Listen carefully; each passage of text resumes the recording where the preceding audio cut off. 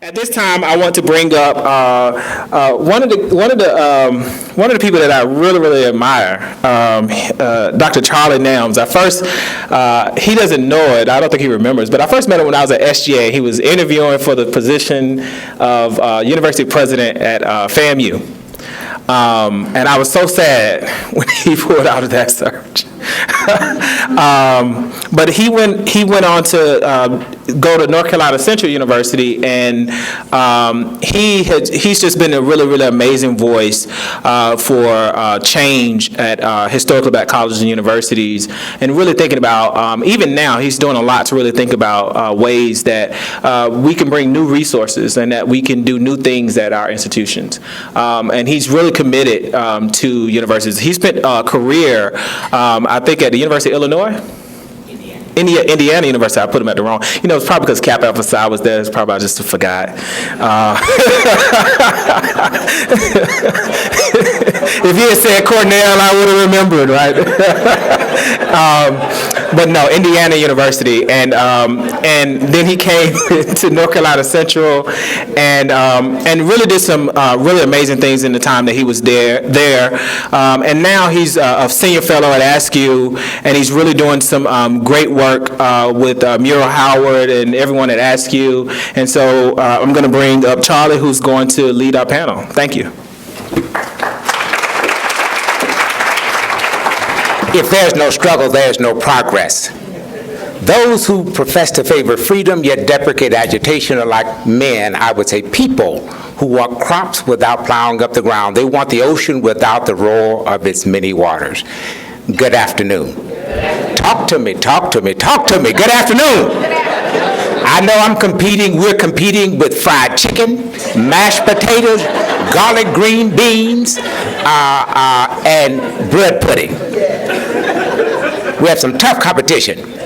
But I tell you what, this is the most important session you're going to be a part of, because you're going to get a chance to hear, as you've heard from some dynamic students, you're going to hear from some dynamic people who engaged with trying to create this opportunity to train so more Americans, historically disenfranchised people, can get on that train. So I'm delighted to be here, and I'm happy that John invited me to come and play a small role. I'm going to ask the panel if you'll come on up, and I think that may be the best thing to do. I'm going to ask Nicole McDonald, Lumina Foundation, Claudia Rankins, NSF, Chera Reid, the Kresge Foundation, and I didn't say Kellogg, and I know the difference. Ryan, where are you? Come on up here.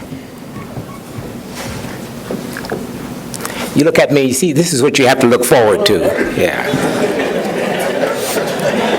I can't compete. Alexander, come on. Life is too short. Life is too short to take yourself so seriously. We have this wonderful panel here. But since retiring as Chancellor of North Carolina Central University about 18 months ago, I've had the opportunity, the privilege, I would say, to spend some portion of every day thinking about historically black colleges and universities.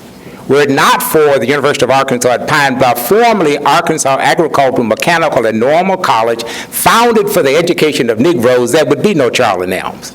Who are you rooting for? There would be no Charlie Nelms.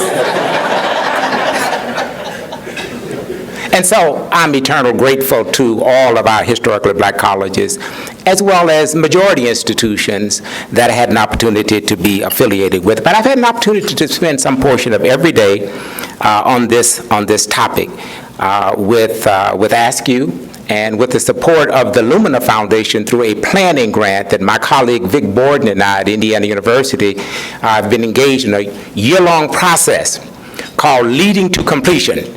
And our premise is simple.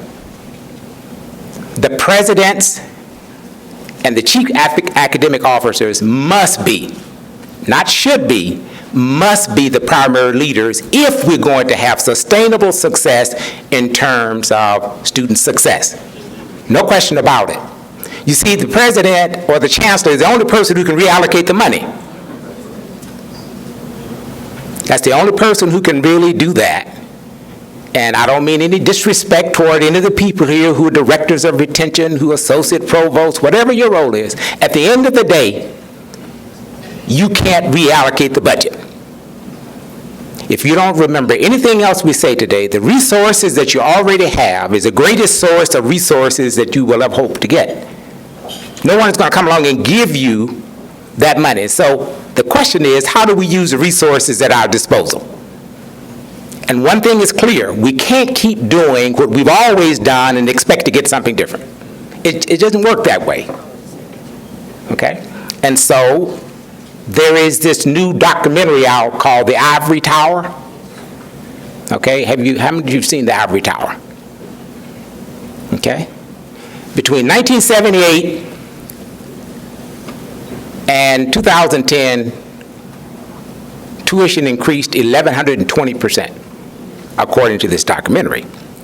Now, Peter's an economist, so I'm sure he has all of these numbers right down.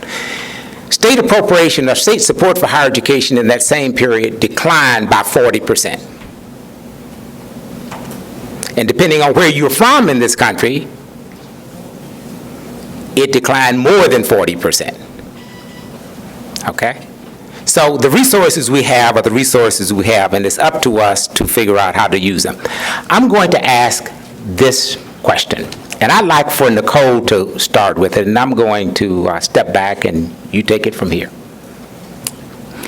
Let's assume for a minute that there is this space, this workspace in higher education, curriculum, and it may take the form of entrepreneurship, it may be STEM, it may be teacher education. There is this whole notion of student support services, administrative practices, the business model, et cetera, et cetera. So, and these areas are not mutually exclusive, okay? But there are these spaces in which you all find and support things. Where would you most likely align where would the Lumina Foundation most likely align with regard to that? And by the way, the Lumina Foundation, you all know, is the brain power behind this whole notion of 2025, okay? And it's at the most consistent voice in terms of getting people together to focus on that issue. Nicole?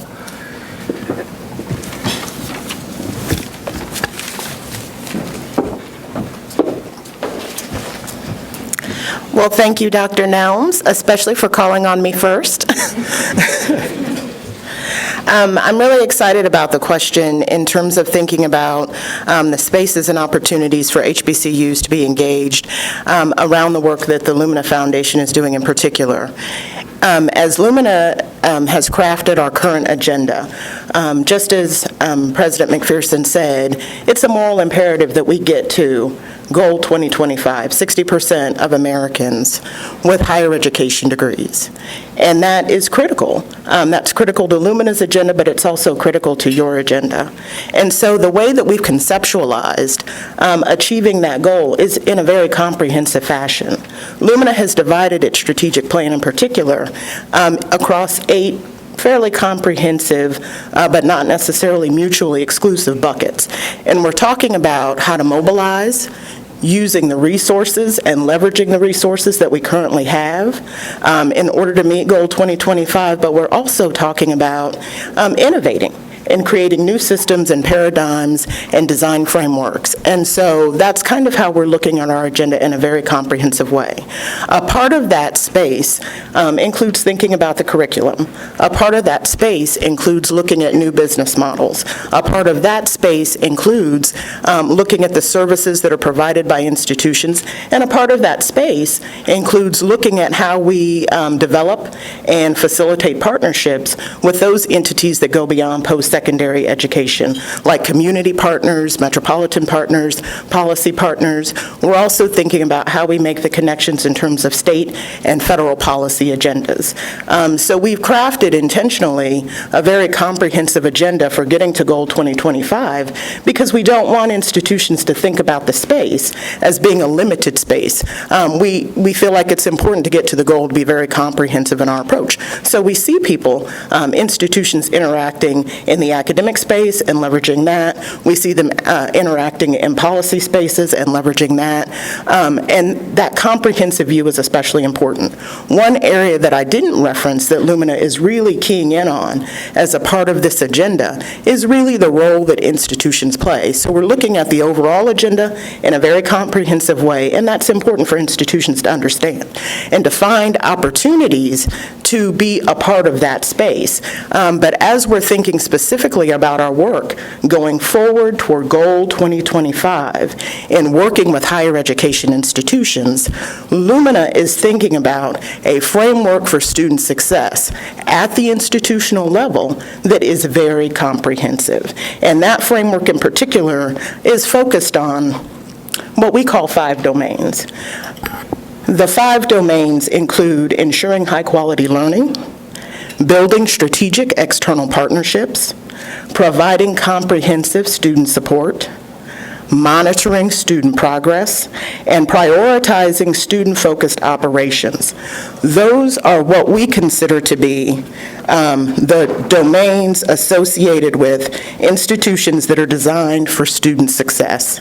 And we feel like that's really important to share. So as you're grappling with what is our space, what is our role in terms of connecting with Lumina's agenda, we see it as a comprehensive space.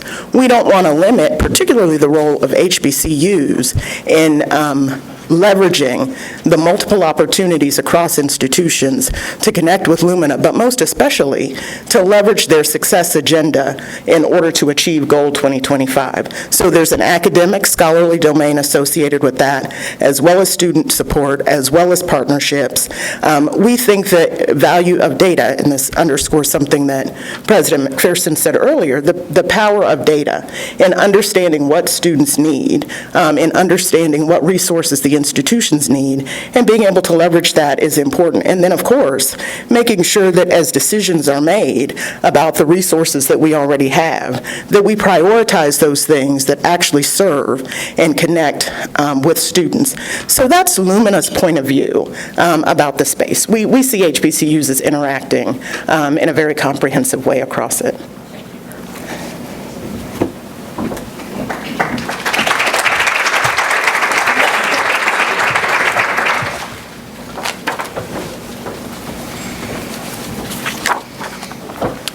Good afternoon, everyone.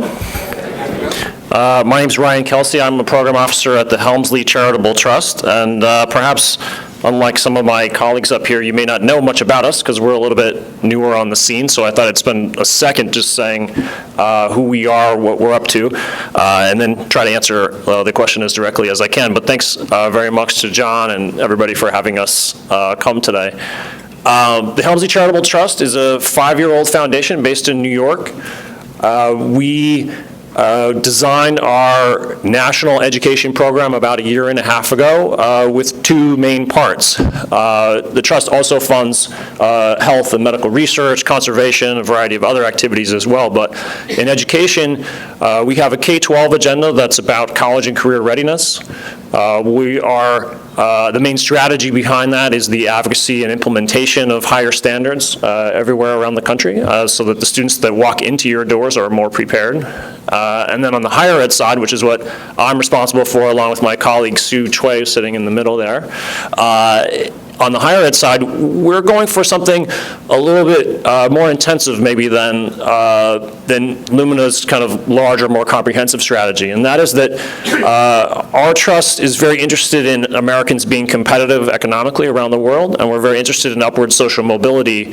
And we think the STEM area is the area where we can make the most impact. And so our goals when it comes to higher education is helping to add to our nation's capacity with STEM professionals. And that means helping more students and particularly a more diverse set of students get credentials in the STEM area. And so we have some particular areas of focus about how we're doing that, which I'll tell you a little bit about, and certainly minority serving institutions, particularly HBCUs, are a big part of that. So when you look at why students don't make it through in the STEM space, the number one cited reason is those gateway courses. We talked about it, I've heard it, I only arrived early this morning, but I think I already heard the word gateway 10 times today. And it's particularly those early math courses, those intro sequences that are the places where people stumble. And so a big part of our charitable support for institutions is on redesigning, improving, doing more to help students in those introductory STEM courses, particularly in the first 2 years. And we have a number of strategies that have to do with putting networks of colleges together to work on this and help push each other along. When it comes to HBCUs, in particular, we're actually looking for you for some of the real exemplar success stories when it comes to broadening participation in STEM. Some of your institutions are already part of the Helmsley network where we are actively studying what it is that you're doing that helps you proportionally graduate more African American students in STEM areas than other types of institutions. And the reason we're doing this, of course, is, well, more and more institutions around the country are going to see more diverse enrollments come, and they need to know what you're doing. So we want to help you tell your story. We want to help identify and grow your capacity to do even more, and that's where we think we can make the most difference with this group.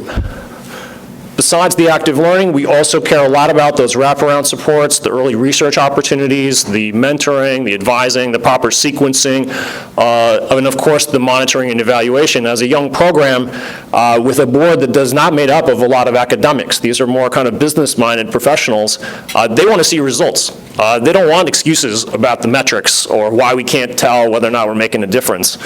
They want to know year over year, are we moving things along?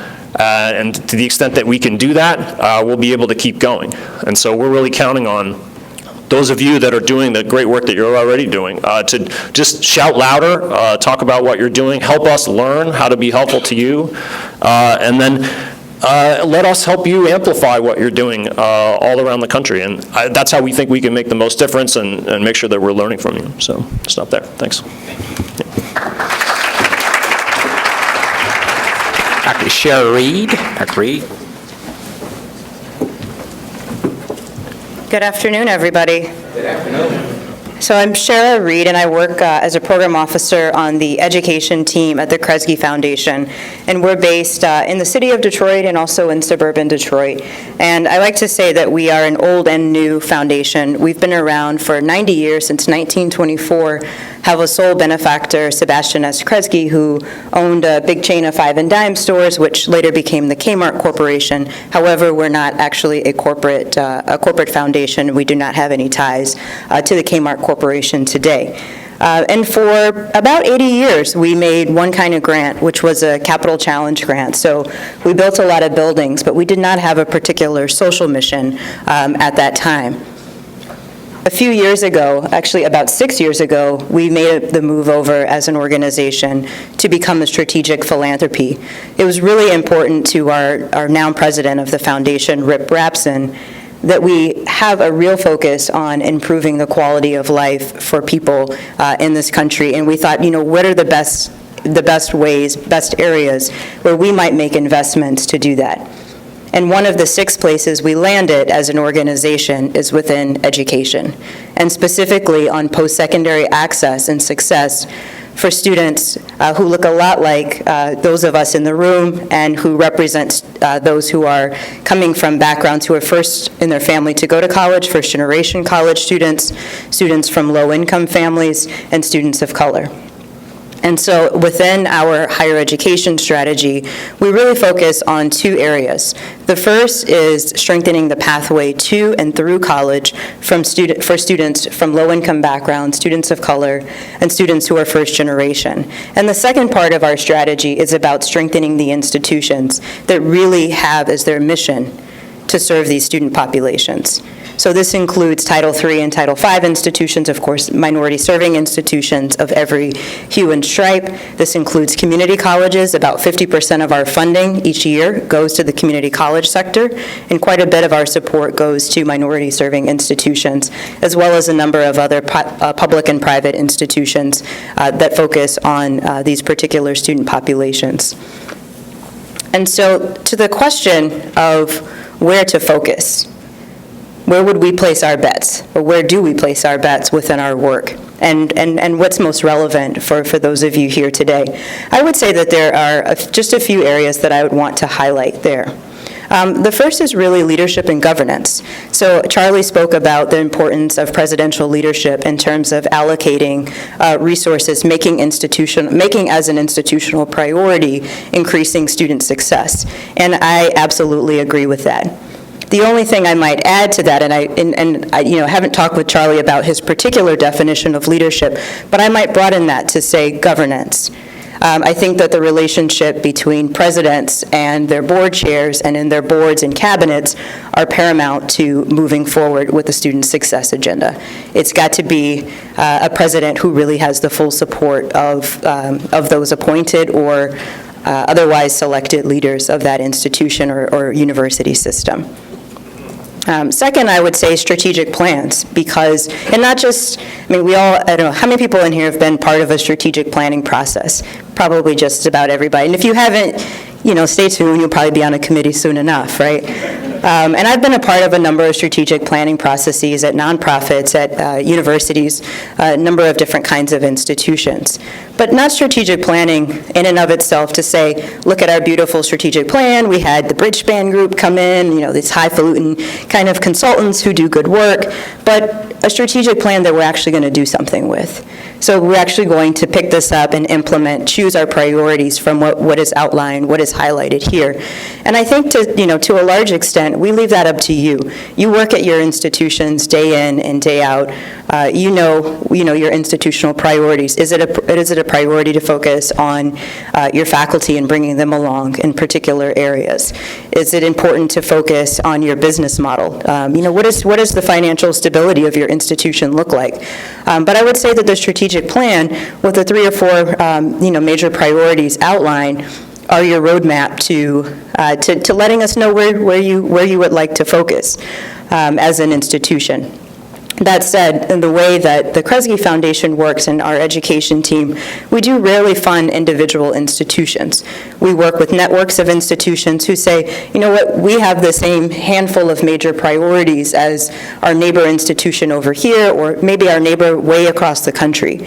Or we want to work through associations like APLU's 1890 universities, because collectively we know that we want to set this agenda, and this is how we propose to get there. So we're looking for institutions coming together, setting an agenda where there are some overlaps, but also, of course, allowing for institutions to have their own priorities, because we know that everybody is a bit different. And then just to say a little bit about where we fund specifically within our education program. So we are a national funder, and we make about $20 million in new education grants each year. And we, as a national funder, work, again, mostly in networks and associations with groups of institutions coming together in a number of different ways to advance pathways to and through college for low-income students of color and first-generation students, and also to really strengthen institutions. We also work in 4 states in particularly focused ways, and these are all states that have had and are continuing to have major demographic shifts in terms of who is eligible to go to college, who might enroll, where the gaps are. These are states that have lower than the national average in overall college degree attainment. And those 4 states are Texas, California, Arkansas, and Michigan is our home state as a foundation. Then we also have a particular focus on 57 cities that are competing for the National Talent Dividend Prize. And these are cities and metropolitan areas that are all around the country. But again, our funding is not exclusive to those particular areas that I named, but we do have particularly double-down efforts in those places. Thank you.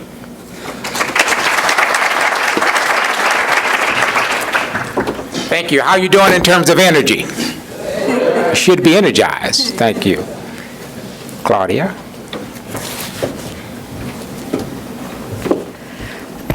Good afternoon, and thanks for inviting me. I'm Claudia Rankins. I'm the program officer for the HBCU undergraduate program at the National Science Foundation.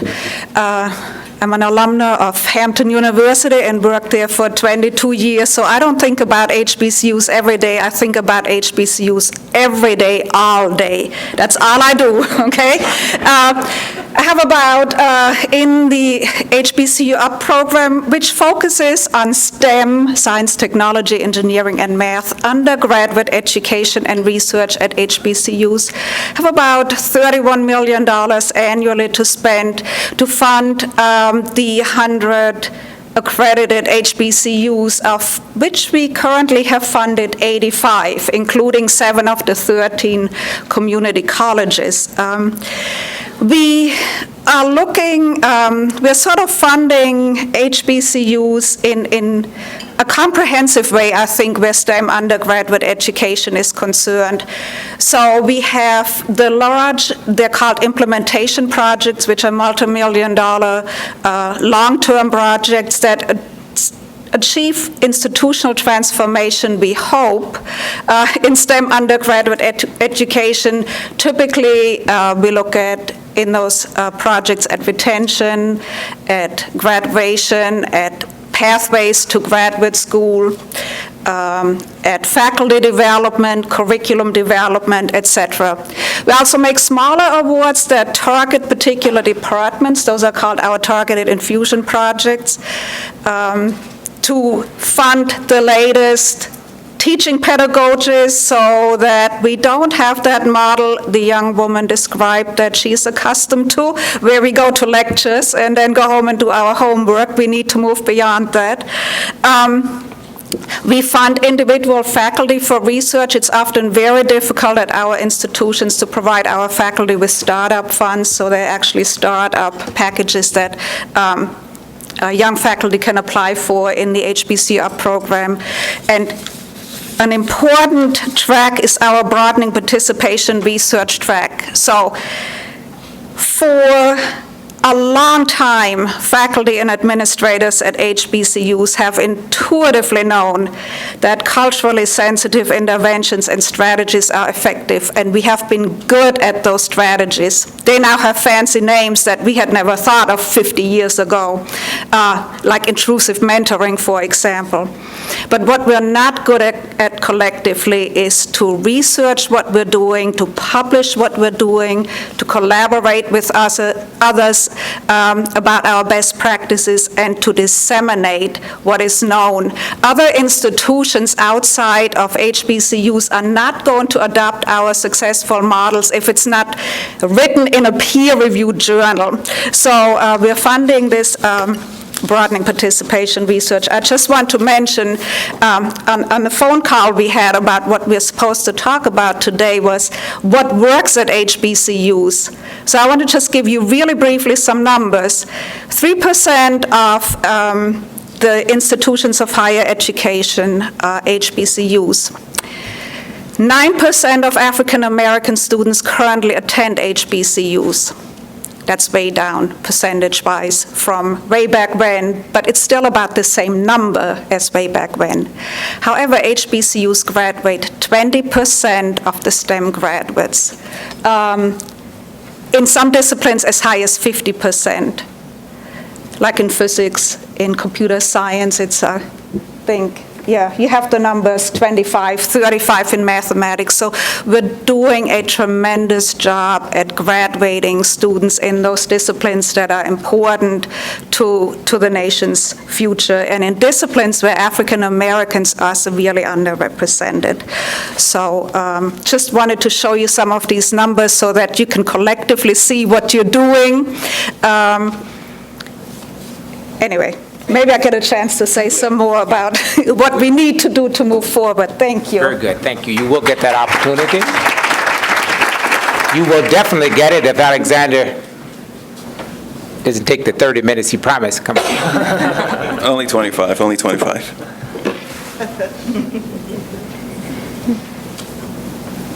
So first, I want to actually thank the students for some of your comments. I was actually moved by some of your comments, particularly the way you're reimagining yourself as not as someone who can make the change that they seek.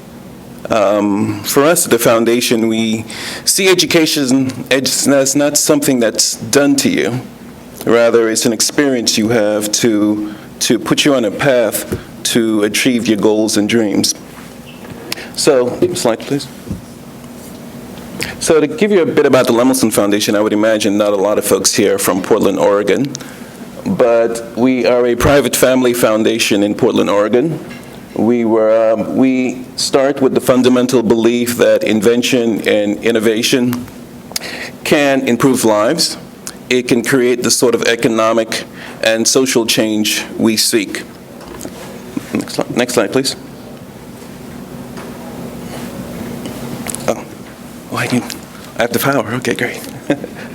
So, I am the change. So we were started by a prolific, extraordinary U.S. inventor by the name of Jerome Lemelson. Jerry was one of the he has over 600 U.S. patents. And this is an independent inventor, not a corporate inventor. The foundation was started around 20 years ago. So this is Jerry and his wife, Dolly, or her name is Dorothy, we call her Dolly. She's 89 years old and absolutely very clear, and she chairs our board. So Jerry and Dorothy had a vision in that they really wanted to create a pathway for students to realize their vision, to create products and translate those products into businesses and have those businesses have value in the lives of others. So what we focus on, so we have two sets of programs. We have a U.S. focused program and we have a developing country focused program. In the U.S., most of our work focuses on strengthening the U.S. economy. In our developing country work, we focus on improving the lives of those who are poor and vulnerable across the globe. Specifically, we focus our work in India, Indonesia, and Peru.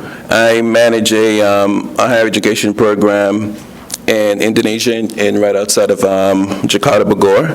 And we're also looking at a new project in Malawi around mother and neonatal care. So how do we go about our funding? So we call this the invention pathway.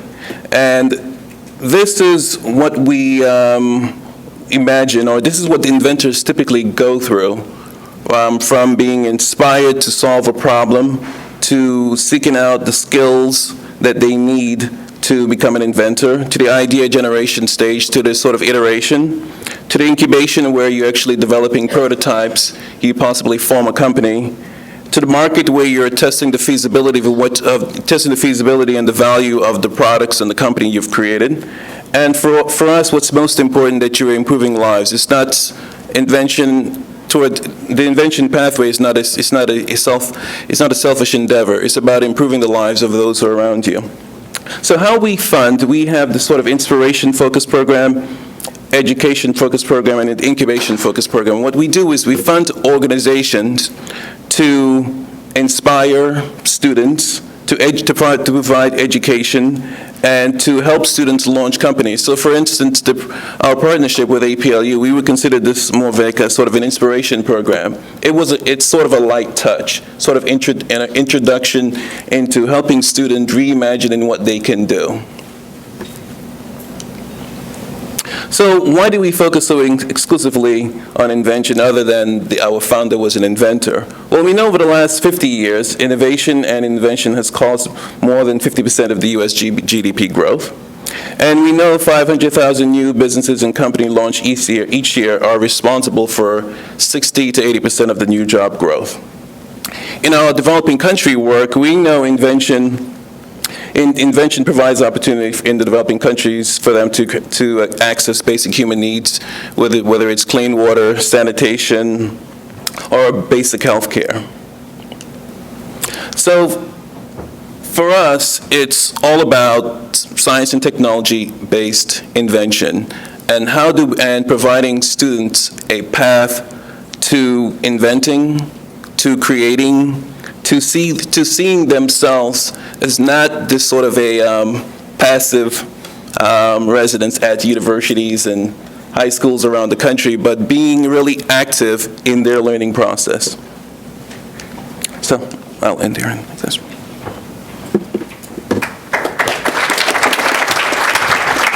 Thank you very much. This would not be a good panel unless we provide an opportunity for you to ask questions or express a point of view. No, ask questions, not express a point of view, because we could be here for a while. I need you to write down 4 things on a sheet of paper. And you can remember it if you want to. The first one is change. You remember Gandhi said, "We must be the change we wish to see in the world." And I talked earlier about we can't keep doing what we've always done and expect to get something different. We just can't.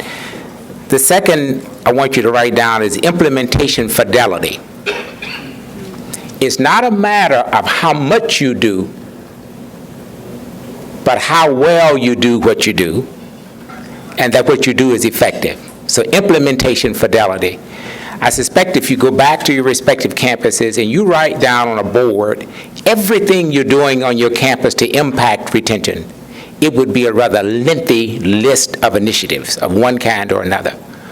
And so the research suggests that it's implementing things with fidelity. Focus. The fourth thing I'd ask you to write down is scale. And I'm sure here there are lots of programs, good programs, that have been talked about, will be talked about during the summit. But how do you scale up those things in such a way that you're able to transform the institution? So if it's in mathematics, how do you transform the delivery of the curriculum in mathematics in gateway courses as well as in the more advanced courses? And then the final thing is outcomes. At the end of the day, you want to finish the race, but we need to make sure that our students end up with a high-quality credential which has value in the marketplace. Because if all we do is to increase degree attainment without focusing on the quality, we've actually done our students a disservice.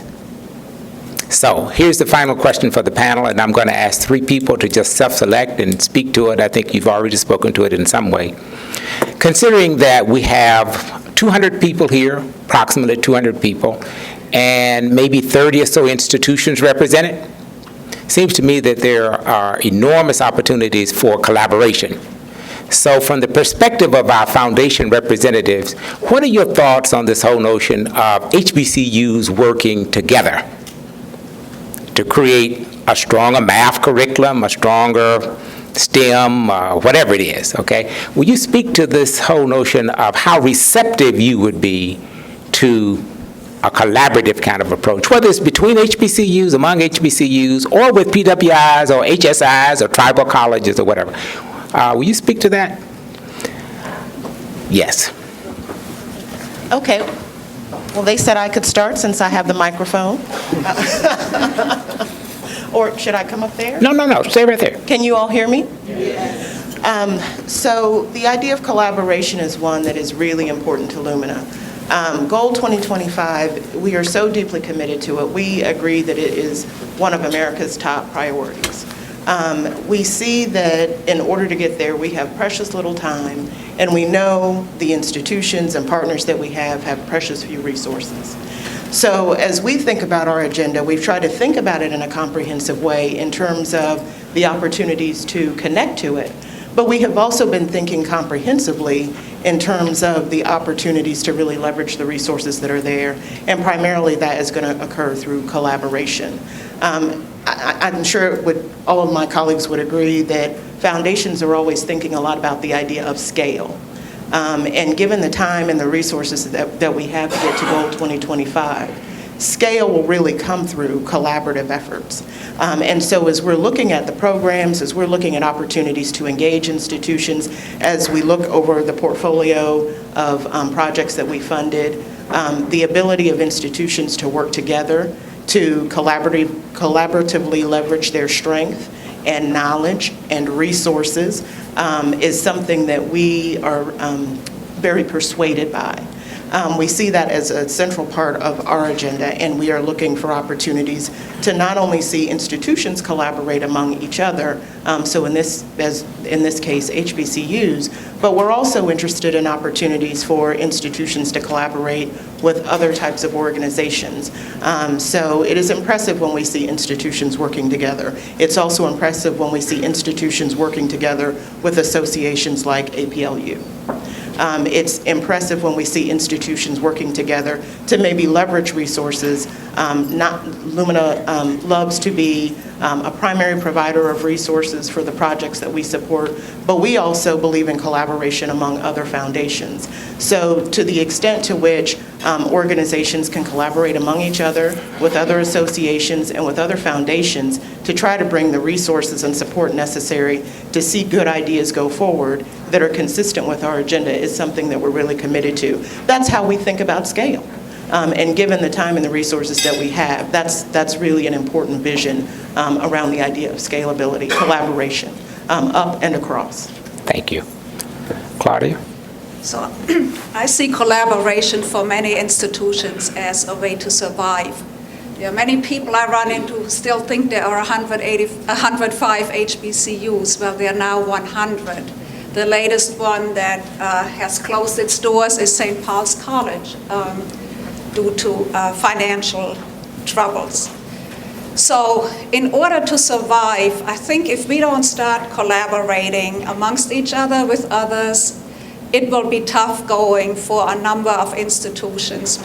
And I'm looking at particularly those departments where we have few majors that are also very expensive. Physics, computer science, the geosciences, engineering, that are also though vital for us to advance as a people and as a nation. So if we don't start finding ways to collaborate in very tangible ways, there are only 33 physics departments left at HBCUs now. So the other 67, how do these students learn physics? Well, maybe they could participate in online courses with those universities that have departments. So you need to really, as institutions, seek out collaborations. I know traditionally it has not been difficult to collaborate with other institutions. They did not always look at us as the equal partners, and many of you know that. The multi-million dollar grants were awarded, and we got $30,000 as our share. So that's not the type of collaboration we want. If you collaborate, you want to be an equal partner. The HBCU-UP program and others at NSF certainly welcome collaborative proposals that address some of these real issues that we're facing as institutions. So I never want to tell anyone what you need to do. That needs to come from you. But when your good ideas come, they will certainly be taken into account. Now, HBCU-UP functions as most NSF programs do with a solicitation or an RFP, but we also take what are called unsolicited proposals. So particularly innovative collaborative proposals that seek to address STEM education and what you talked about, not just producing the numbers, but producing quality students that will go on into the workforce and will go on to graduate school and be successful. Those proposals are always welcome. Thank you very much. And frankly, I couldn't agree more with my co-panelists here. I know I got really excited this morning at the high-tech, high-touch session. I loved seeing, and you know what, I'm going to stand up because I realize there's a whole section of the room that probably can't see me from behind the podium.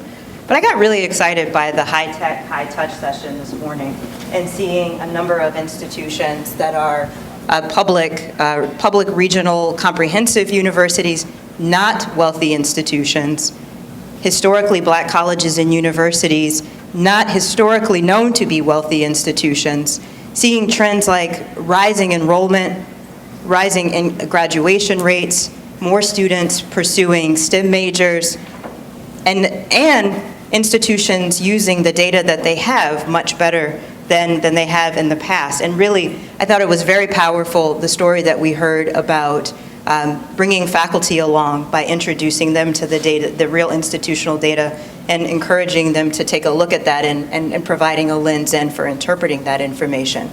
And I would just say it. I think it would be very exciting to see more institutions coming together to take a look at their data, continue to build their capacity to understand, what's actually happening across the student experience from the recruitment side of the house to when students graduate and enter into their first professional position, and then to think about what the interventions might be along the way. And if there was a set of institutions that, that were ready, feeling like they were ready to look at that, to think comprehensively, and maybe decide on a few things together that, to focus on. I think it's very, very exciting. I was quite energized by that. And I also would just add that, and I think I said this a little bit earlier, that institutions working together with wonderful organizations that can provide some support, convening support, get people together maybe where there are already annual meetings. Again, this is another plug for APLU. Organizations or initiatives like the White House Initiative on HBCUs, the University of Pennsylvania's new Center for Minority Serving Institutions.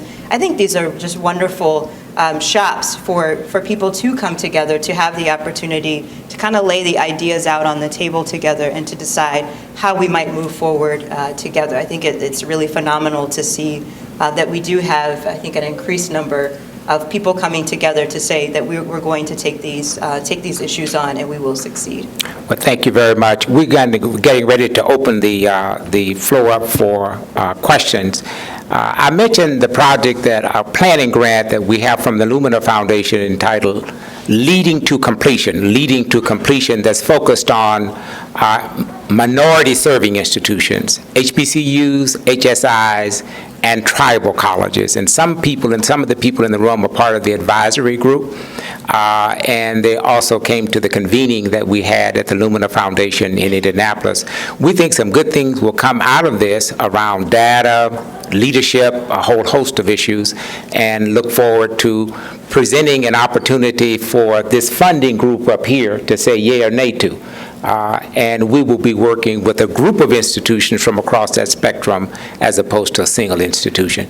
John, we're going to open it up for questions. So we have one question here, but what I do want to say is and if you could join me in just really thanking the foundations for the information that they provided. One of the things that I found, even when you may think you're just looking for money, but they have a lot of expertise as well, and they have a lot of connections to what other universities may be doing. And we talked about this whole idea of collaboration, and it's one of the things I want to really just hone in on just for a moment, because I think that is the future, and I think that is going to be really important. Like we were talking about the Education Advisory Board software and how much it costs. An individual institution could pay up to $200,000 almost for that software. But what happens if 15 HBCUs go to them and say, we're going to buy it together? See, it's going to lower your price.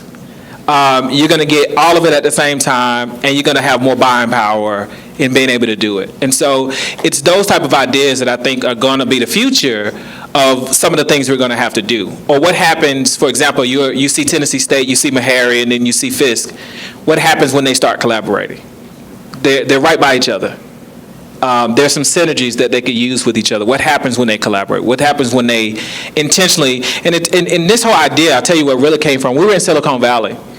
We saw Google, Facebook, LinkedIn, all of them saying to each other, we compete. They compete to the end of the world.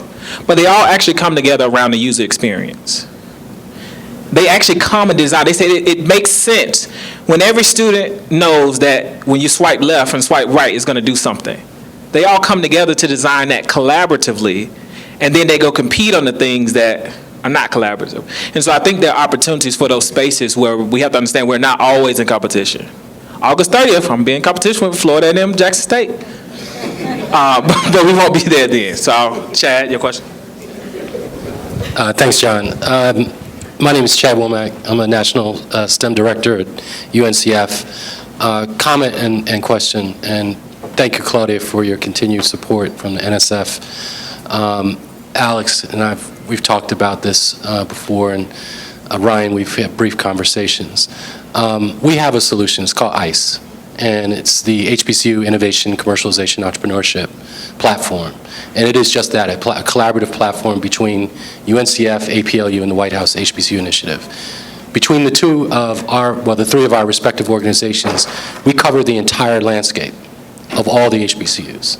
We're focused on STEM, innovation, and entrepreneurship. John's an engineer, I'm a scientist.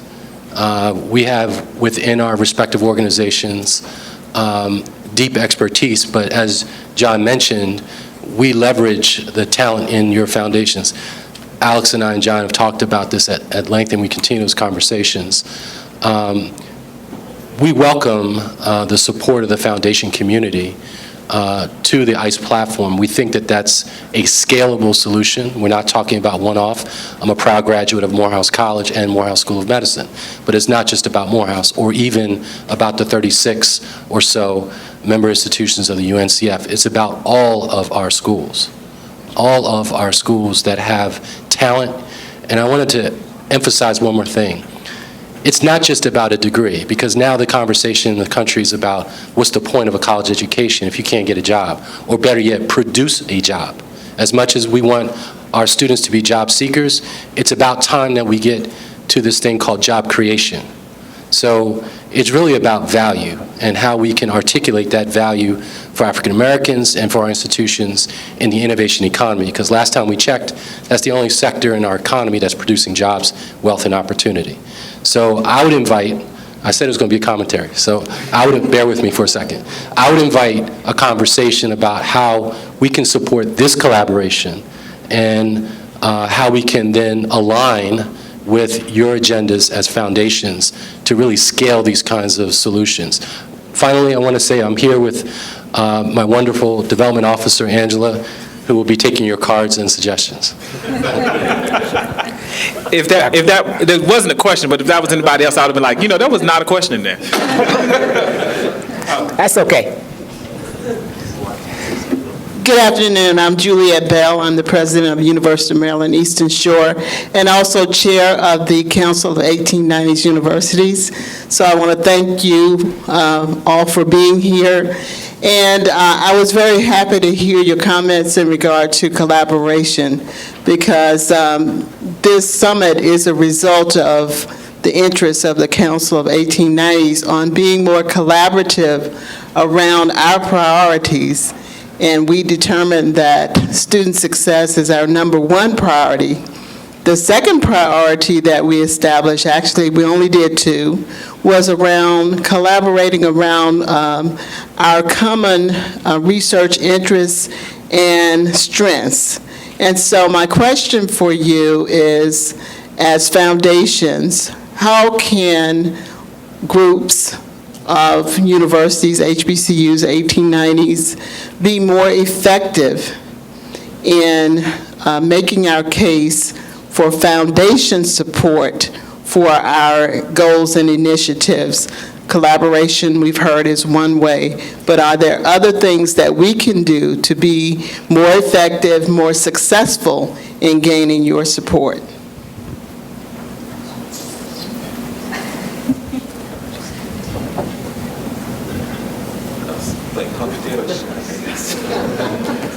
Well, it's on? Okay, good. So, well, for us, particularly for foundations that are kind of family-owned or family-operated foundation, it's extremely important to know the family, know the strategic value of the family. For us, it's all about invention, and our investments have to be scalable. So it's very unlikely that we would support a specific university to do a specific thing, because we just don't see that as scalable. That's why we would reach out to like a UNCF and an APLU to create capacities that could touch Maryland Eastern Shore, Morgan State, FAMU, So what I would say is, in terms of building collaborations that make sense and that would probably align with our strategic interests, is seek out strategic partners that make sense, that leverage your resources, that could make the case for us. Because oftentimes, when we get proposals or requests for proposals that you could tell they're just sort of picking different players out there, but the whole doesn't really come together. There isn't a plan to get beyond a particular group of universities. And for us, it's extremely important to really get beyond the initial core of universities around the learning that could be potentially generated from the collaboration. Thank you. Claudia? So, yeah, I'll pass it down to you in a second, but I'd be happy to talk a little bit more about that because it's a concern of mine too, and I'm not sure what the solution is, but we do need to have that conversation, and if you think it could be a conversation amongst the provosts and presidents and we can come together, I would be happy to entertain, a proposal to make that happen, because it is really important that institutions understand what has to be in place for faculty to be competitive when they write proposals. And before I pass on the mic while I have it, does it bother anyone besides me just a little tiny bit that the Center for Minority Serving Institutions, is it Penn State? I'll write HBCUs, that's my challenge.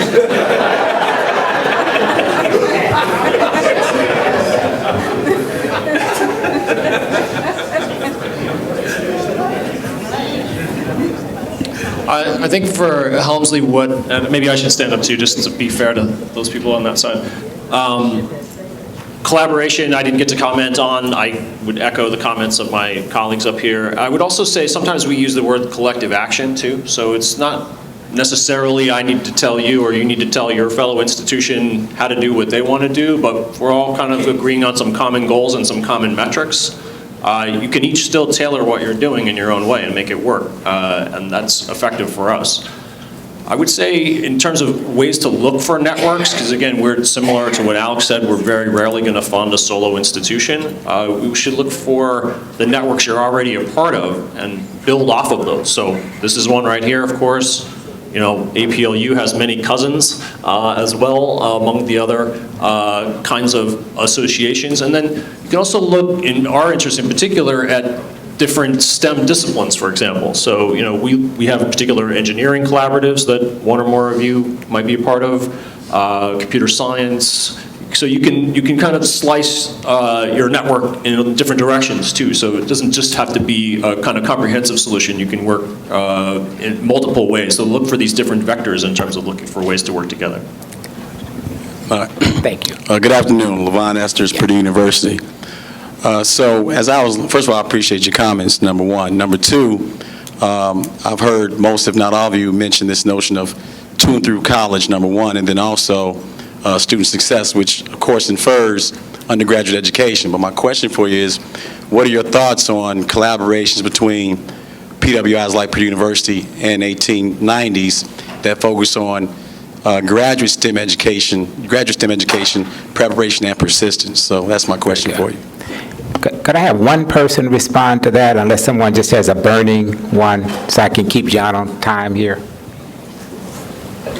Did you get the question? Yeah, the question is collaboration not only between HBCUs, but between PWIs that are land-grant institutions, in effect, like a Purdue. So you have the collaboration between an 1890 and an 1860.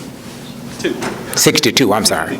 I think, just by quick eye contact, we identify that there may not be somebody up here today who can address that particular kind of work. We would say that that's crucially important, but it's not part of our portfolio right now. Obviously, we care about what happens to students after they graduate, and one of those pathways is going to be towards graduate school academic work. But our board in particular is really interested in the workforce development side of it, and To be candid, when at least our economists are saying to us, the people we trust, that direct to work is going to be the focus for right now for what our foundation is doing. Thank you very much. And I will respond to it because APLU is very interested in that and doing some things.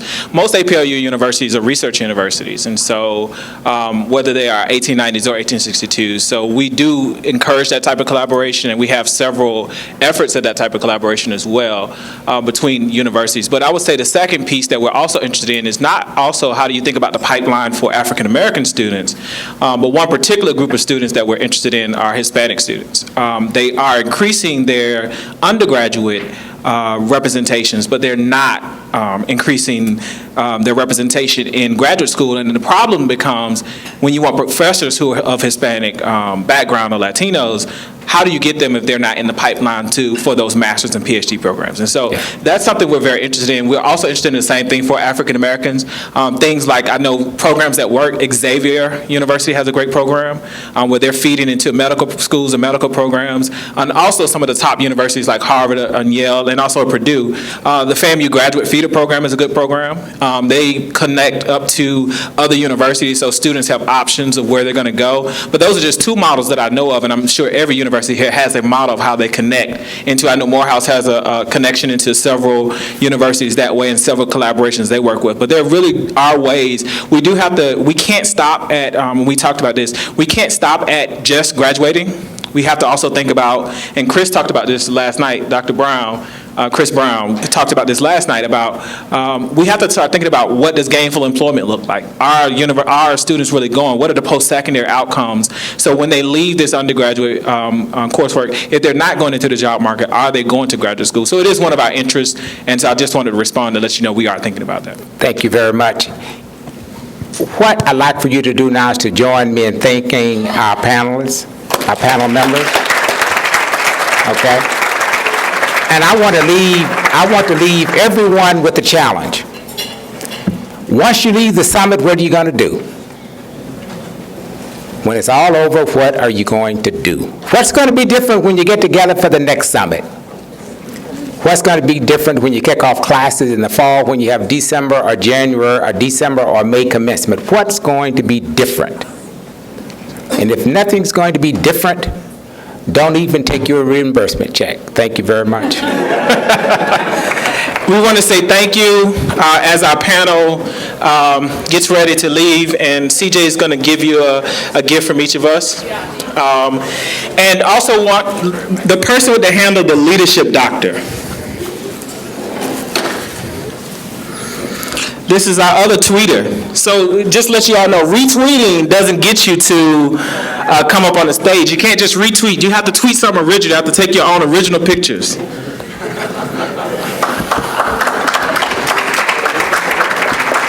And because I know that you are very highly interested in creating campus cultures, student engagement, this is a book, Student Engagement in Higher Education, courtesy of Routledge, and it is by Estella Ben-Simone.